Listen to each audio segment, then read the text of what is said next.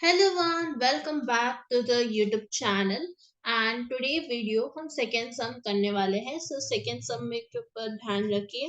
Following information आपको present किया है, किसने किया? डेटा एंड सन्स लिमिटेड ने फॉर द ईयर 2016 एंड 17।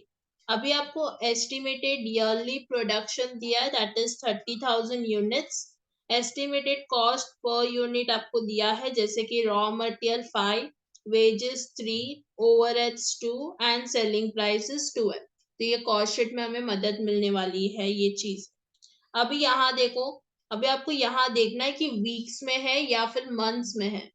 पहले सम में वो वीक्स में था, इसलिए हमने 52 वीक्स लिया था। बट यहाँ देखते हैं क्या है। तो कंपनी ने 2 मंथ्स का क्रेडिट दिया है कस्टमर्स को। कंपनी ने मेंटेन किया 1 मंथ रॉ मटेरियल। कंपनी ने मेंटेन किया 2 मंथ्स का stock of finish goods. Processing period जो है वो हाफ अ मंथ है। हाफ अ मंथ मतलब 15 डेज। 1/2 डिवाइड करके देखो, मिलेगा 15 डेज। कंपनी ने अलाउड किया 1 month credit by the supplier. Wages and overheads paid किया 1 मंथ में in arrears. Cash and bank balance कितना उन्होंने दिया है, रेगुलर परचेस हुआ है, प्रोडक्शन एंड सेल साइकिल, ये सिर्फ इंफॉर्मेशन है। उसके बाद doing production process, wages and overheads equivalently दी गई, ये भी एक इंफॉर्मेशन है। डेटर्स को हम कैलकुलेट करते हैं सेल प्राइस बेसिस में, ये हमें पता है। ये दिया नहीं होता तो हम वही करने वाले थे। ओके, सो अभी यहाँ आप देख सकते हैं सब मंथ्स में है, मतलब क्या करोगे? ओके, तो यहाँ देखो कॉस्ट शीट बनाना है। First step is cost sheet बनाना है, तो कॉस्ट शीट। और इन्होंने बोला है, देखो इन्होंने बोला है 12 मंथ्स के लिए कितना, 30,000 यूनिट्स है ईयरली। ओके, ठीक है। तो 1 मंथ के लिए कितना, मतलब 30,000 को आप डिवाइड करोगे 12 से, ठीक है। तो आपको मिलेगा 2,500 यूनिट्स। ओके, समझा ये? अभी रॉ मटेरियल कितना कितना यहाँ लिखना है, कॉस्ट पर यूनिट यहाँ दिया है, देखो इन्होंने यहाँ दिया ना।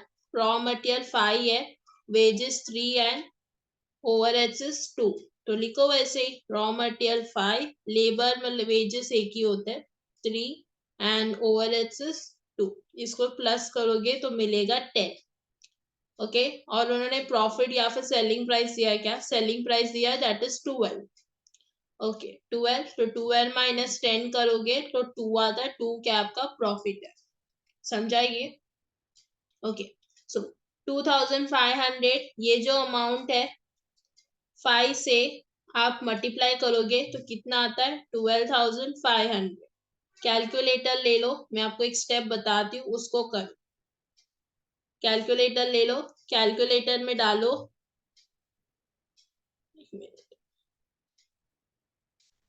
हाँ कैलकुलेटर में डालो, क्या डालना है, 12,500, एक मिनट सॉरी, कैलकुलेटर में आपको क्या क्या डालना है, 2,500 कैलकुलेटर में डालो। कितना यूनिट्स है, 2,500।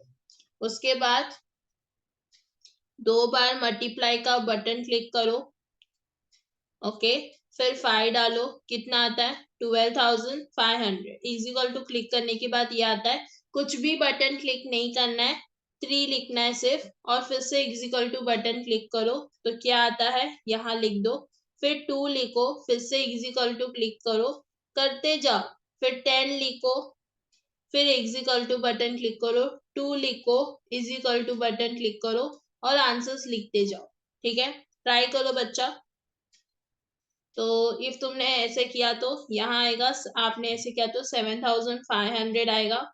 फिर आता है 5,000, 10 क्या किया तो 25,000, एंड देन 5,000। ये आ रहा है कि नहीं देखो, चेक करो, and 30,000।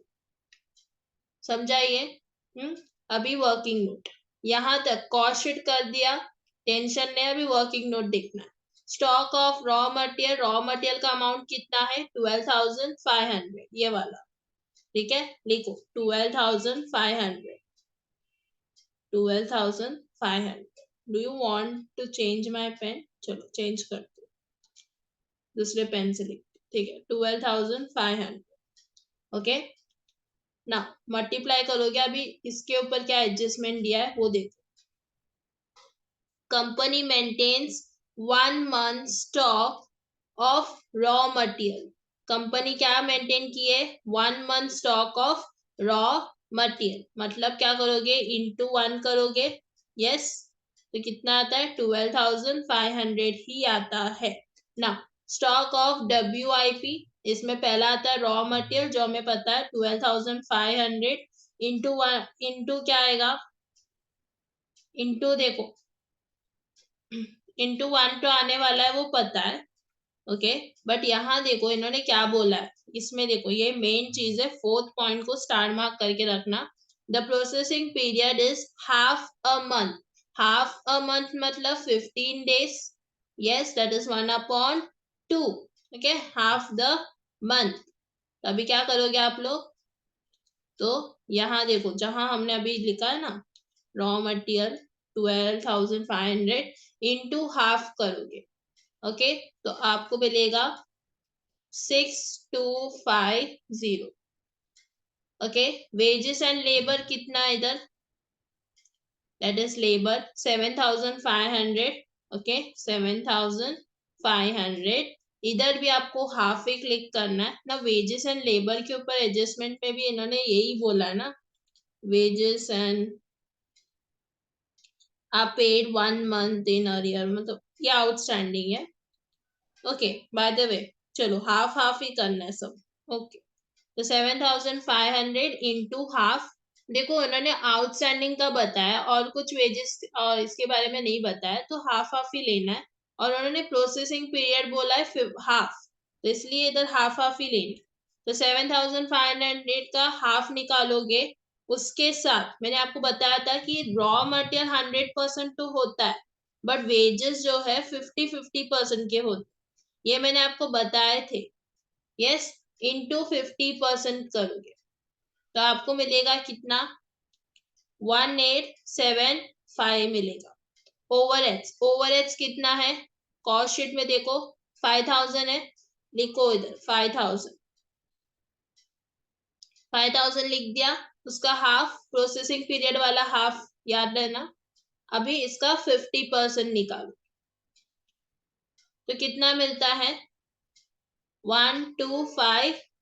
Finish goods, finish goods का कौन सा अमाउंट आता है? मैंने आपको बताया था, यस, टोटल कॉस्ट का, दैट इज 25,000। तो लिखो 25,000 इधर,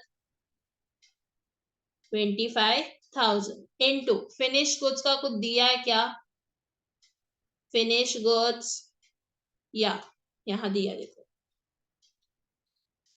company maintains 2 months stock of finish goods, okay. तो तीसरी पॉइंट में बताया कि 2 months का स्टॉक वो मेंटेन करते, तो मल्टीप्लाई करोगे 2 से, okay. 25,000 into 2 that is ₹50,000, okay. Now debtors, debtors का भी मैंने आपको बताया, डेटर्स कौन सा अमाउंट आता है? सेल्स का अमाउंट आता है, दैट इज 30,000। लिख दो 30,000 इधर, 30,000। नाउ डेटर्स कौन होते हैं? अपने कस्टमर्स होते हैं, ठीक है। तो डेटर्स दिया जाएगा या फिर कस्टमर्स का ये नाम दिया जाएगा। देखो देखो किधर है? Company extends 2 months credit to the customers, okay. Customers कौन? डेटर्स। तो 2 months का दिया है, चलो मल्टीप्लाई करो 2 से, तो कितना आता है? 60,000। हाँ, रुपीस रुपीस लिखना, मेरे पास टाइम नहीं है तो मैंने रुपीस नहीं लिखा होगा किधर, तो ओके। तो आप लोग लिखो, एग्जाम में लिखना मत बोलना। Cash and bank, cash and bank का अमाउंट दिया है क्वेश्चन में पहले ही, तो देखो क्या दिया है कैश एंड बैंक का amount. Cash and bank, yes, accepted बोला ना, 8125, लिखो 81 8125, इसका कुछ भी नहीं है, सिर्फ लिखना है। क्रेडिटर्स, क्रेडिटर्स का क्रेडिटर्स का कौन सा अमाउंट आता है, मैंने आपको बताया था, yes that is raw, creditors का आता है रॉ मटेरियल के अमाउंट, ठीक है, ये वाला। अभी देखो क्रेडिटर्स के ऊपर कुछ बोला है क्या, क्रेडिटर्स कौन होते हैं, सप्लायर्स होते हैं जिसे हम उधार लेते हैं, ठीक है। तो यहाँ कंपनी ने अलाउ किया 1 month credit by the supplier. Now supplier ने हमें, हम कौन, कंपनी, 1 मंथ का क्रेडिट अलाउ किया है। तो क्या आएगा, 12,500 मल्टीप्लाई बाय 1, that gives 12,500, ठीक है। नाउ आउटस्टैंडिंग एक्सपेंस में पहला आता है वेजेस। वेजेस कितना था कॉस्ट शीट में, दैट इज, वेजेस किधर है, लेबर को वेजेस कहते हैं, दैट इज 7,500। ओके, अभी इन्होंने क्या बोला है, 6 पॉइंट देखो, wages overheads are paid 1 month in arrear. Arrear मतलब आउटस्टैंडिंग, मतलब बाकी है, ठीक है। 1 मंथ, तो 1 मंथ मतलब दोनों में 1 मल्टीप्लाई होगा ना, तो वेजेस का कितना है 7,500 एंड ओवरहेड्स का है 5,000। ओके, लिखो इधर, तो 7,500 multiply by 1, that is 7,500, then 5,000 multiply by 1 is equal to 5,000। Last step आता है आपका step 3, statement of estimated working capital बनाना है। ओके ना, तो बाय द वे अभी क्या करो पता है, इस वीडियो को पॉज करो और ट्राई करो खुद से करने के लिए। प्रीवियस सब ने किया था आपने, यस, ये सब में ट्राई करो एंड इसके बाद चेक करो। आई थिंक आपने किया होगा। चलो अभी मैं बताती हूँ आंसर। देखो आंसर करेक्ट जाता नहीं, करेक्ट जाता है या नहीं। देखो करंट एसेट्स लिख दिया, उसके बाद क्या आएगा, सो फर्स्ट पॉइंट क्या है, स्टॉक ऑफ रॉ मटेरियल 12,500, तो लिख दो इधर स्टॉक ऑफ रॉ मटेरियल 12,500। देखो इधर, देखो stock of raw material 2,500। Okay, next, next क्या है, सेकेंड पॉइंट देखो, देखो stock of WIP raw material is, wages का कितना एंड ओवरहेड्स का कितना अमाउंट है, वो सेम अमाउंट को आपको लिखना है। कहाँ लिखना है बेटा, यहाँ, ठीक है। Stock of WIP raw material का अमाउंट, वेजेस का अमाउंट एंड ओवरहेड्स का, ये सबको प्लस करने के बाद यहाँ आपको लिखना है, ठीक है, इजी है, yes. Next stock of finish goods, finish goods का कितना है 50,000 है, तो लिख दो 50,000 इधर, स्टॉक ऑफ फिनिश गुड्स 50,000, जिसमें अंदर अंदर कंटेन नहीं, जैसे स्टॉक ऑफ WIP में ये सब है, इसलिए हमने यहाँ लिखा और अमाउंट यहाँ लिख दिया ऐड करके। जिसमें सिंगल है अमाउंट आता है, जैसे कि ये वाला, तो आपको आउटर कॉलम में लिखना है, ये आपको पता है, yes. So cash and bank तो लिख दिया हमने 50,000 एंड डेटर्स भी हमने फाइंड आउट किया था, यस, डेटर्स भी करंट एसेट्स में ही आते हैं, तो 60,000 आ जाएगा एंड कैश एंड बैंक भी दैट इज 8125, यहाँ मैंने लिख दिया। Okay, cash and bank 8125। अभी यहाँ क्रेडिटर्स भी लिखोगे नहीं, क्रेडिटर्स करंट लाइबिलिटीज में आते हैं, तो टोटल करंट एसेट कैसे मिलेगा फिर, 12,500 प्लस ये भी जो अमाउंट आपने लिखा है 50,000, ये सब से प्लस करो 60,000, ये सब प्लस करने के बाद आपको मिलता है 1,40,000। ओके, समझा ये। नेक्स्ट, नेक्स्ट स्टेप होगा अपना लेस करंट लाइबिलिटीज, जिसमें पहला आता है क्रेडिटर्स। क्रेडिटर्स कितना हमें मिला था 12,500, लिख दो वहां। Outstanding expenses wages and overheads का कितना वो लिख दो, ठीक है। देखो क्रेडिटर्स 12,500, आउटस्टैंडिंग एक्सपेंसेस में वेजेस 7,500, ओवरहेड्स 5,000, इसको प्लस करोगे तो 12,500 ही आ जाता है। तो फिर क्या करना है, देखो ये जो अमाउंट है 12,500, 12,500, ये दोनों को प्लस करो एंड 1,40,000 से माइनस करो, तो ये अमाउंट मिल जाएगा, that is net working capital. या फिर 1,40,000 minus 12,500 minus 12,500, you will get this. Okay, ठीक है, 11,05,000 मिल जाएगा। This is your answer. तो कैसा लगा ये sum? I think it's very easy था। जस्ट आपको याद रखना है मंथ्स एंड वीक्स में कौन से पॉइंट्स आपको यहाँ याद रखना है, मैं लिख देती हूँ यहाँ, जिससे ना आपके लिए इजी पड़ेगा। ठीक है, पहला पॉइंट मंथ्स वीक्स, क्वेश्चन कैसे वीक्स में है या फिर मंथ्स में है ये आपको देखना है। ठीक है, ये हेल्प होने वाला है। ठीक है, अदरवाइज मंथ्स में बट आप 30,000 डिवाइड बाय 52 करोगे, आंसर आएगा नहीं। वो मंथ्स में तो 12 में करना है। ठीक है, नेक्स्ट है अपना ये वाला हाफ वाला प्रोसीडिंग पीरियड, इसको याद रखना प्रोसीडिंग पीरियड के बारे में।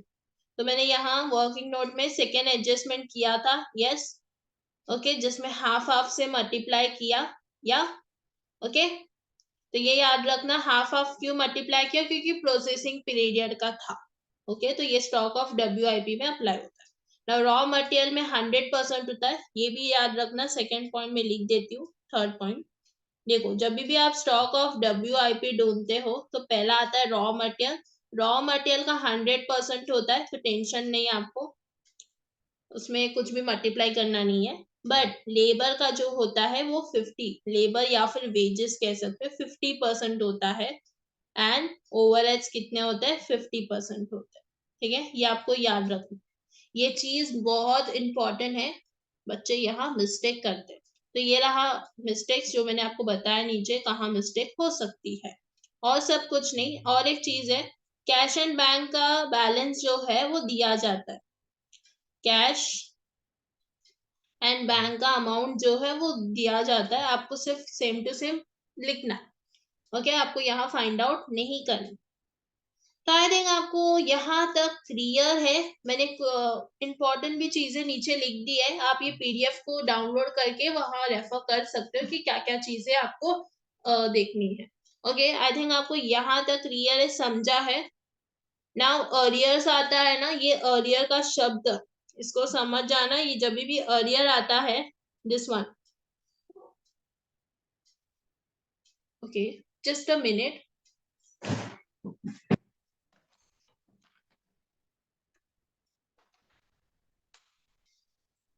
ओके, कभी भी अर्लियर्स का अमाउंट आता है, ओके, ये जो अर्लियर है, किधर गया ये वाला 6 पॉइंट, अर्लियर मतलब आउटस्टैंडिंग। तो ये अमाउंट किधर आता है, कौन से में आता है? ये वाला आउटस्टैंडिंग एक्सपेंसेस में आता है। और कभी अर्लियर्स नहीं दिया जाता है, जैसे पहले क्वेश्चन में हमने देखा था, फर्स्ट क्वेश्चन, वहां आपको समझ आएगा, समझ आया होगा सम 1 में। ओके, ये सम 2 था, सम 1 भी इजी था। इफ आपने वो वीडियो नहीं देखा है तो जाके देख लो, वो समझेगा। ठीक है, और जिसने भी सम 1 देखा है तो अभी समझा होगा मैं क्या कहना चाहती हूँ। सो आज के लिए इतना ही। ये सम 2 का भी PDF में टेलीग्राम में शेयर कर देती हूँ, जिससे आपको मदद मिल जाएगी देखने में। ओके, क्वेश्चन तो क्लियरली दिख रहा होगा, यस दिख रहा ही होगा। सो आज के लिए इतना ही। 4th और 6th पॉइंट अच्छे से मार्क करके रखना, ये दो चीजों में आप कंफ्यूज होने वाले। ओके, समझा, इसलिए मैंने ब्लू टिक किया। ओके, सो आज के लिए इतना ही। चैनल को सब्सक्राइब, लाइक, शेयर करना मत भूलिए। ओके, और दूसरा सम में मिलते, तीसरे सम में। ओके, चल, हैव अ गुड डे। इसके ऊपर क्विजेस क्वेश्चंस मैं जल्द से जल्द टेलीग्राम में शेयर करने वाली हूँ, फिर यूट्यूब में भी आ जाएगा। तो वो क्विजेस को ज्वाइन करने के लिए, PDF को पाने के लिए टेलीग्राम का लिंक डिस्क्रिप्शन में है, जाके क्लिक करो और देखो, फॉलो करो। इंस्टा में 2 अकाउंट है, princess rank 8 and CA Inspirant 98। Okay, जहां हम स्टडी लीव्स रखते हैं, आप वहां ज्वाइन कर सकते। Have a good day, bye bye. चलिए मिलते हैं नेक्स्ट वीडियो में। ओके।